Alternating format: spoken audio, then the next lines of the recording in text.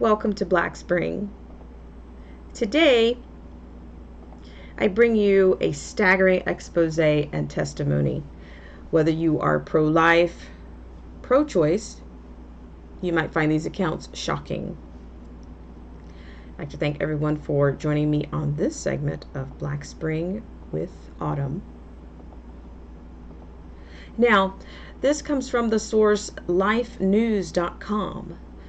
Planned Parenthood directors admit under oath that they sold aborted baby parts. Now, this is written by Cheryl Sullinger, May 27th, 2020. 16 unsealed excerpts of sworn video testimony from Planned Parenthood executives was released yesterday by the Center for Medical Progress, which shows, in their own words, that Planned Parenthood was involved in obtaining, quote, donations, end quote, of fetal tissue organs from women having abortions, only to illegally sell it to middleman organ procurement companies for profit. The video testimony was presented in court during a trial last fall in a case brought by Planned Parenthood against the CMP members who were involved in the undercover investigation into Planned Parenthood's sale of aborted baby parts for profit. Among the defendants was Troy Newman, president of Operation Rescue, who served as CMP board member at the time of the investigation.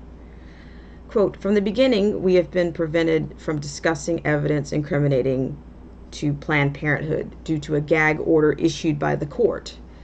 This allowed only Planned Parenthood's false narrative to reach the public, end quote, said Troy Newman. Quote, in fact, the truth about Planned Parenthood's illegal body parts trade has been suppressed for 20 years, since Mark Crutcher of Life Dynamics, Inc. conducted the first investigation on this subject in 2000. Now, with the unsealing of this testimony and other evidence, the truth is finally being told, end quote. One particularly incriminating exchange was during the video testimony of Tram Nguyen, abortion center administrator for Planned Parenthood of Gulf Coast PPGC. She was asked by the defense counsel about an email stream between her and the regional medical and surgical services director of PPGC. Nguyen agreed in that email exchange that she wanted to move forward with an attached contract that would have paid PPGC $750 per fetal liver and $1,600 per fetal liver thymus pair. Planned Parenthood has publicly lied to Congress and media since 2015 by telling them that they had, quote, rebuffed, end quote, this contract. And that was not the only contract Planned Parenthood lied about. While publicly claiming it only received reimbursements for hard cost, Planned Parenthood was actually raking in some profits at a number of its abortion facilities, as other recently released evidence proves. Last month, newly unsealed invoices showed detailed billing for aborted baby remains from 9 abortion facilities operated by Planned Parenthood. Marmont, a California affiliated, totaling nearly $25,000 over 3 months. Of the 9 facilities, the San Jose Planned Parenthood clinic was by far the most profitable, raking in $8,205 for a total of 157 specimen lab, quote, POC, end quote, or, quote, products of conception, end quote. In December 2017, 2 California companies, the DV Biologics and the Da Vinci Biosciences, admitted guilt and agreed to pay nearly $8 million to settle civil case by the Orange County District Attorney's Office for illegally trafficking in aborted baby tissues and organs procured exclusively from Southern California Planned Parenthood abortion facilities. The 2 companies were also ordered to shut down, but in a miscarriage of justice, Planned Parenthood escaped prosecution. Quote, why wasn't this admission of guilt used against Planned Parenthood? Because its significant political power over corrupt politicians at nearly every level of government has shielded Planned Parenthood from consequences for decades, end quote, said Newman. Quote, that political corruption must be exposed and rooted out, end quote. The CMP defendants lost the court case where the video testimony was presented and were ordered to pay a combined judgment totaling millions of dollars to Planned Parenthood, all for daring to expose their criminal conduct. Newman's attorneys with the American Center for Law and Justice are now petitioning for a new trial. Meanwhile, criminal referrals issued by both the House Select Investigative Panel on Infant Lives and the Senate Judiciary Committee in 2016 opened an FBI investigation that has dragged on without resolution. Senator Lindsey Graham and Senator Chuck Grassley sent a letter to Attorney General William Barr on June 18, 2019, seeking an update on the progress of the investigation, but there was never any public response. Quoting, quote, "Mounting public evidence, which has been sealed until now, clearly shows that Planned Parenthood broke the law. The truth can no longer be hidden or denied," end quote, said Newman. Quote, "I call on the Department of Justice to complete their investigation into Planned Parenthood's illegal trafficking in aborted baby parts and lying to Congress. Planned Parenthood must be held accountable for their criminal conduct," end quote.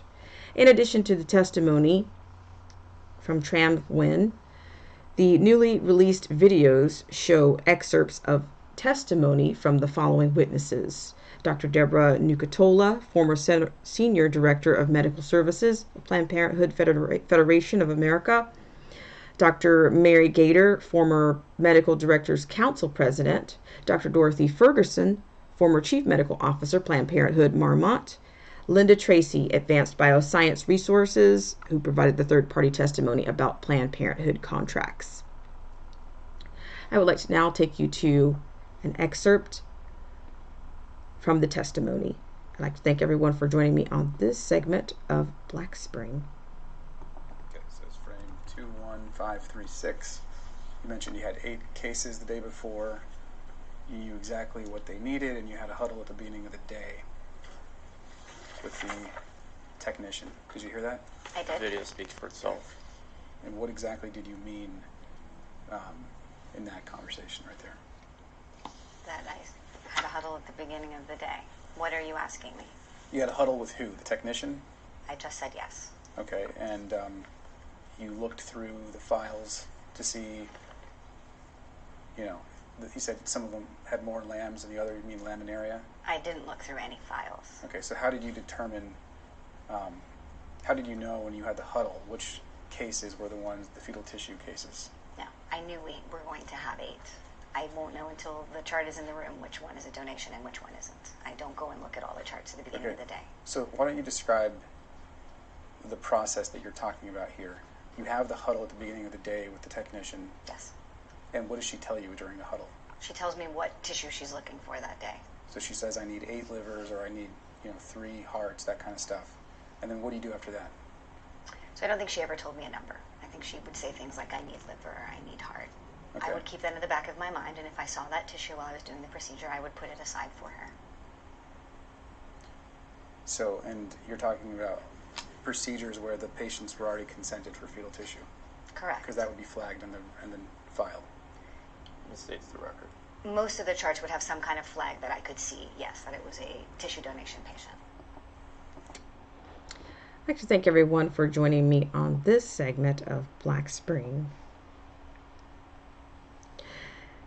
Now, after hearing this testimony and reading of the accounts, in a civil society, what is a healthy discernment?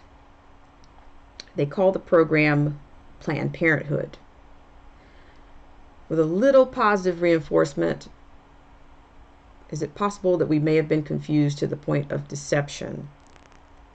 Is this a new black market of unfathomable commodity?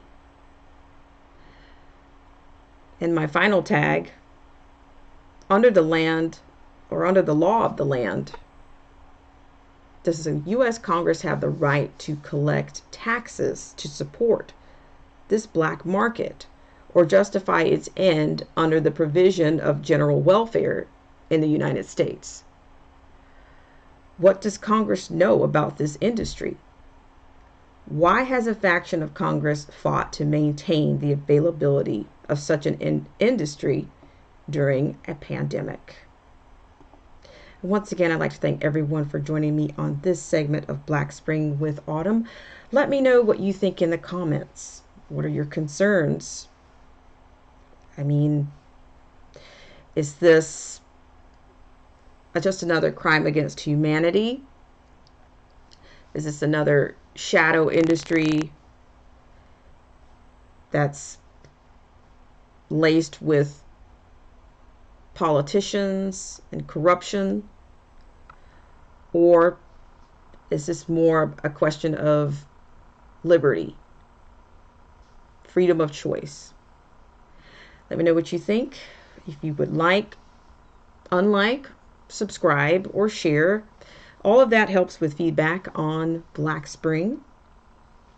And once again, I'd like to thank you for joining me.